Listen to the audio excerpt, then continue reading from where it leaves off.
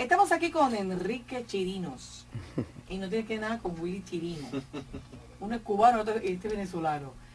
Hablando de las modificaciones, saben que siempre que viene aquí nuestro amigo Enrique del Centro de Ayuda Hispana, viene comenzando la semana con lo último, lo más reciente en cuanto a leyes, en cuanto a programas de modificaciones foreclosure para ustedes. Así que habla con propiedad. Yo quiero que ustedes tomen nota y que antes de continuar con él anoten el número de teléfono, que es el 407-249-0532, para que usted se me llene de esperanza hoy. Estamos comenzando una semana. Hoy es lunes y si tú te crees que te van a quitar tu casa, estás equivocado, porque Enrique del Centro de Hispana se va a encargar de las modificaciones, los préstamos y bancarrota. Bueno, porque la palabra, la pregunta que se quedó antes de cerrar nuestra primera hora fue que mucha gente me ha preguntado que qué deben de hacer primero, modificación o bancarrota. Y yo le pregunté a Enrique que qué él opinaba, Enrique. Sí, señor. Y antes de tomar esa pregunta voy a completar la anterior. Con respecto a los cambios que ha habido en la parte legal para ayudar a los dueños de casa. Habíamos hablado de la mediación y habíamos hablado de la uniformidad de formato. Y hay una tercera parte que también es bien importante que ha ocurrido. Y es que los bancos antes disparaban primero y hacían preguntas después. ¿Qué te quiero decir con eso? Que los bancos podían iniciar un proceso de foreclosure en tu contra para quitarte la casa sin tener todos los documentos en regla, sin estar demostrando ellos que eran los dueños de la nota hipotecaria, sin demostrar que por lo menos tienen una asignación del banco que poseía la nota para ellos. Ellos pueden sencillamente armar un foreclosure y la gente estaba respondiendo a un foreclosure, estaba en un foreclosure y no sabe que los bancos no pueden hacer estas cosas, no saben que los bancos tienen que demostrar que ellos están en el derecho de hacerte un foreclosure. Acuérdate que estas notas hipotecarias se venden de un banco a otro, que esas notas generalmente se pierden. Y el banco que finalmente inicia un proceso de foreclosure contra ti, tiene que demostrar que él tiene el derecho a poder iniciar un proceso en tu contra. Entonces, eso también, hasta el año pasado, estaba así. Y uno tenía sencillamente que estar utilizando recursos donde tú le pedías al banco que probara que ellos en efecto eran dueños de la nota. Pero ahora eso también cambió a favor del dueño de la casa. Ahora hay una ley que salió donde te están pidiendo como banco que tú, antes de iniciar un proceso de foreclosure, tú tienes que evidenciar que ya tú tienes todos tus documentos en regla para poder iniciar un proceso de foreclosure. ¿Qué quiere decir eso? Que ahora el banco tiene que demostrar que es dueño de la nota hipotecaria. Y esa es una nota que muchas veces se pierde porque está de un lado para el otro. Y lo otro y hubo un pequeño amendment, una pequeña enmienda a eso, donde si ellos no encuentran la nota, por lo menos tienen que tener una asignación del banco que contenía la nota originalmente, asignándole el mortgage a ellos.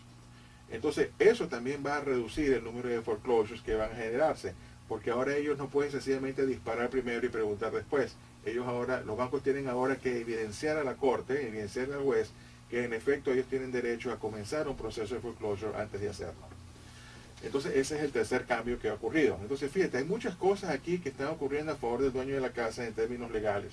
Hablamos de la mediación, hablamos de la uniformidad del formato y ahora estamos hablando de evidenciar que se tienen todos los documentos antes de poder iniciar un proceso de foreclosure.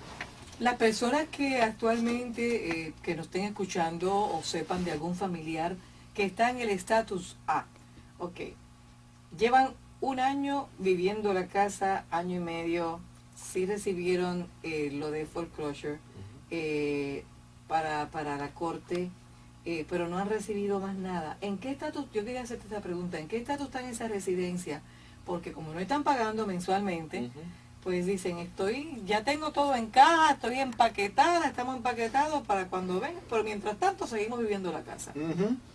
Sí, ¿Cómo se trabaja esa situación? Porque hay miles así. Esa situación pasa mucho y pasa por varias razones. Una de las razones es que el banco vende la nota hipotecaria de un banco al otro y entonces el banco que ha recibido la nota hipotecaria, no se ha puesto al día para entonces continuar el proceso de foreclosure. Ese es uno de los casos. Esa es una de las razones. Otra de las razones es que el banco puede tener tantos foreclosures en su portafolio que no le conviene seguir metiendo más foreclosures en su portafolio hasta que no descargue parte del portafolio que tiene. Acuérdate que los bancos, cuando tienen este portafolio de foreclosures, eso se está mostrando en sus libros como negativo. Y ellos tienen que responder con una reserva que garanticen esos procesos, y eso los vuelve más ilíquidos. O sea, pierden liquidez para poder trabajar. Entonces, ellos prefieren no meter la casa todavía en un foreclosure, descargar parte del portafolio que tienen para luego irlos introduciendo. Y mientras eso pasa, van pasando los meses. La verdad que qué bien documentado estás tú, chico. A mí me encanta escucharte en esto de las modificaciones, amigos, pero para que ustedes vean lo que es hablar con propiedad en este asunto.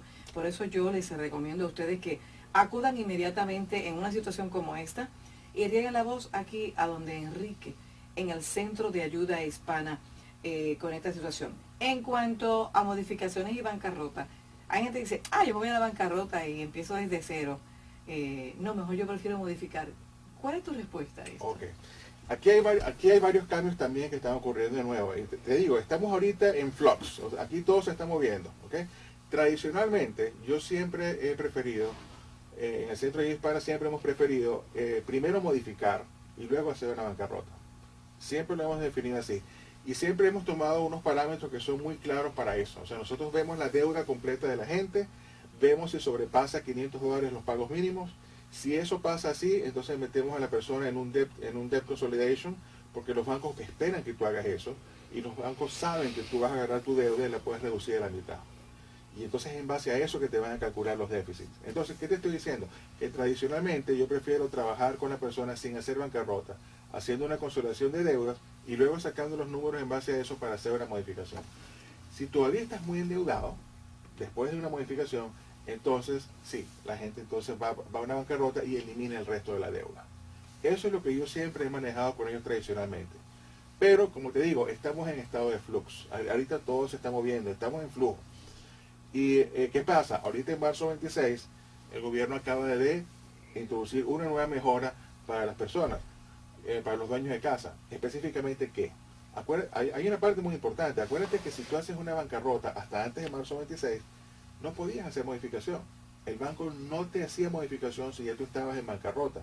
Y eso funcionaba en tu contra.